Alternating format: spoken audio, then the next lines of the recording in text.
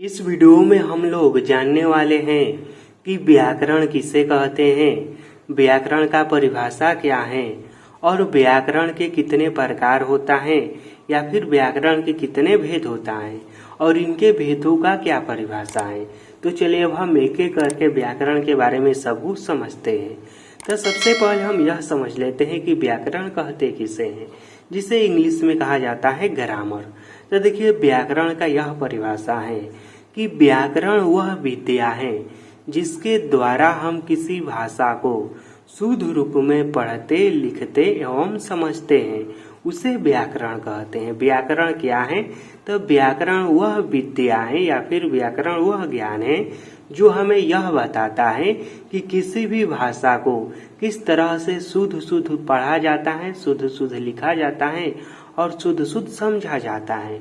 व्याकरण हमें किसी भी भाषा को अच्छे से समझने की जानकारी देता है। ठीक, तो आप सभी लोग व्याकरण का परिभाषा अच्छे से याद कर लीजिएगा कि व्याकरण वह विद्या है जिसके द्वारा हम किसी भाषा को शुद्ध रूप में पढ़ते हैं, लिखते हैं एवं समझते हैं, उसे व्याकरण कहते हैं। अब हम यह समझते हैं कि व्याकरण के आखिर कितने प्रकार या फिर भेद होता है। तो देखिए व्याकरण के मुख्य रूप से 4 प्रकार या भेद होता है। देखिए अधिकांश या फिर कुछ किताब में आपको व्याकरण के यहाँ पर 3 भी प्रकार या भेद मिल सकता है। देखिए व्याकरण का पहला प्रकार होता है वर्ण, उसके बाद दूसरा है शब्द, तीसरा है पद और चौथा है वाक्य। अधिकांश आपको या फिर कुछ कुछ किताब में आपको यह वाला जो तीसरा प्रकार है ना पद, यह वाला नहीं मिलेगा। वहाँ पर आपको यही 3 मिलेगा कि वर्ण होता है, शब्द होता है और वाक्य होता है। लेकिन ऐसा नहीं, यदि हम लोग अच्छे से और गहराई में समझेंगे तब व्याकरण के मुख्य रूप से 4 प्रकार होता है। अब हम इन चारों प्रकार के परिभाषा को समझ लेते हैं कि आखिर वर्ण किसे कहते हैं, शब्द किसे कहते हैं, पद किसे कहते हैं और वाक्य किसे कहते हैं। और हाँ देखिए अधिकांश या नॉर्मली कुछ लोग शब्द और पद को एक ही समझते हैं, लेकिन ऐसा नहीं है, इन दोनों में अंतर है। तो साथ में मैं आपको यह भी बताऊंगा कि शब्द और पद में क्या अंतर है। सबसे पहले हम यह समझ लेते हैं कि वर्ण किसे कहते हैं। देखिए वर्ण को अक्षर भी कहा जाता है।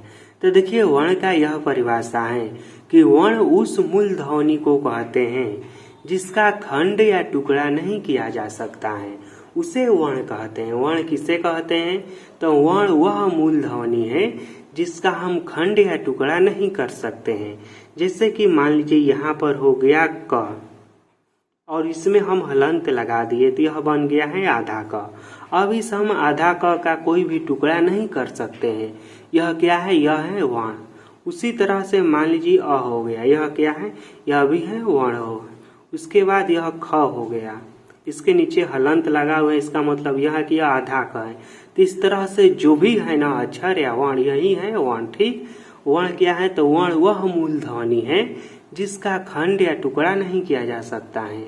या फिर इसका दूसरा परिभाषा हम इस तरह से भी दे सकते हैं कि भाषा की सबसे छोटी इकाई को वर्ण कहते हैं। वर्ण किसे कहते हैं? तो भाषा की सबसे छोटी इकाई को वर्ण कहते हैं।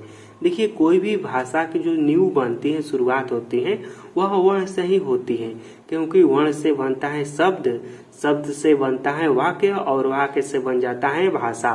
तो भाषा की सबसे छोटी इकाई को ही क्या कहते हैं? वर्ण कहते हैं। उसके बाद हम यह समझते हैं कि शब्द किसे कहते हैं। तो देखिए 2 या 2 से अधिक वर्णों के मिलने से बनने वाले सार्थक अर्थ को शब्द कहते हैं। शब्द किसे कहते हैं? तो जब 2 या 2 से अधिक वर्ण आपस में मिलता है तो उनसे मिलने से जो सार्थक अर्थ उत्पन्न होता है ना, उसी को शब्द कहते हैं। यहाँ पर देखिए सार्थक को जरा अच्छे से समझिएगा। देखिए सार्थक से कहने का मतलब कि ऐसा शब्द जिसका कोई अर्थ हो, उसे ही हम लोग सार्थक कहेंगे। जैसे कि मान लीजिए यह कलम है, ठीक है, तब शब्द क्या है? तो देखिए वर्णों के मिलने से, तब कलम, यहाँ पर देखिए 3 को वर्ण इस तरह से मिल रहा है तो एगो शब्द बन रहा है कलम। उसी तरह से किताब हो गया, कॉपी हो गया, कोई जगह का नाम हो गया या फिर किसी व्यक्ति का नाम हो गया, यह सब क्या है, यह सब शब्द हैं। तो शब्द क्या है, तो दो या दो से अधिक वर्णों के मिलने से जो सार्थक अर्थ उत्पन्न होता है उसे ही शब्द कहते हैं।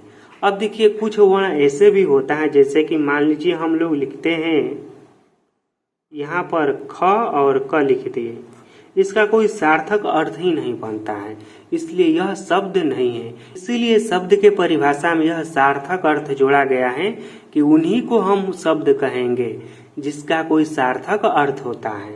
अब देखिए इसके बाद अगला है पद, लेकिन हम पहले पद को नहीं समझेंगे, पहले हम समझेंगे कि वाक्य किसे कहते हैं। वाक्य को हम लोग समझ लेंगे ना, तो उसके बाद पद बहुत ही अच्छे से समझ में आ जाएगा। तो देखिए वाक्य किसे कहते हैं, तो दो या दो से अधिक शब्दों के मिलने से जो सार्थक अर्थ बनता है उसे वाक्य कहते हैं। देखिए शब्द में दो या दो से अधिक वर्ण या अक्षर मिल रहा था, लेकिन वाक्य में क्या मिलता है, इसमें दो या दो से अधिक शब्द मिलता है। जैसे कि यहाँ पर शब्द है कि मैं पढ़ाता हूँ, तो यहाँ पर देखिए तीन गो शब्द मिल रहा है। एक शब्द है मैं, उसके बाद है पढ़ाता और एक है हूँ। तो यह जो तीन गो शब्द मिल रहा है, तो इसका एक सार्थक अर्थ या एक अच्छा मतलब निकल कर आ रहा है कि मैं पढ़ाता हूँ। तो इस तरह से दो या दो से अधिक शब्दों के मिलने से जो सार्थक अर्थ बनता है उसे ही वाक्य कहा जाता है। अब हम समझते हैं कि पद किसे कहते हैं। देखिए वाक्य आप लोग समझ गए ना, अब पद को भी आप लोग बहुत ही अच्छे से समझ जाएंगे। देखिए अधिकांश लोग या फिर आम बोलचाल की भाषा में लोग पद या शब्द को एक ही समझते हैं, लेकिन इसमें अंतर है। देखिए अंतर क्या है, इसका परिभाषा यह है कि वाक्य में प्रयुक्त होने वाले शब्द को पद कहते हैं। पद किसे कहते हैं, तो वाक्य में प्रयुक्त होने वाले शब्द को पद कहते हैं। जैसे कि मान लीजिए यह कलम, मैं यहाँ पर लिख रहा हूँ कलम, यह वाक्य में नहीं है, इसी तरह से अकेला है, तो इसे हम कहेंगे शब्द। लेकिन अब मैं लिख रहा हूँ यह काला कलम है। अब देखिए यह जो कलम शब्द है यह वाक्य के अंदर आ गया है। तो जब यह वाक्य के अंदर आ गया है ना, तब हम इसे कहेंगे पद। क्या कहेंगे, तो इसे कहेंगे पद। इस वाक्य में प्रयुक्त होने वाले सभी शब्द ना अब पद कहलाएगा। यह भी अब पद कहलाएगा, काला भी पद कहलाएगा और है भी पद कहलाएगा। लेकिन जब यह अलग अलग रहेगा, वाक्य में नहीं रहेगा, तो इसे हम शब्द कहेंगे। लेकिन जब यह वाक्य में जुड़ जाता है तो इसे हम क्या कहेंगे, इसे हम कहेंगे पद। तो मैं यह आशा करता हूं कि आप सभी लोगों को व्याकरण किसे कहते हैं यह अच्छे से समझ में आ गया होगा। व्याकरण के भेद और उनके परिभाषा भी अच्छे से समझ में आ गया होगा। यदि आपको यह वीडियो अच्छा लगा होगा तो इस वीडियो को लाइक कर दीजिए और इस वीडियो के बारे में अपना कमेंट कीजिए। फिर मिलेंगे आपसे बहुत जल्द किसी अगले वीडियो में। इस वीडियो को देखने के लिए धन्यवाद।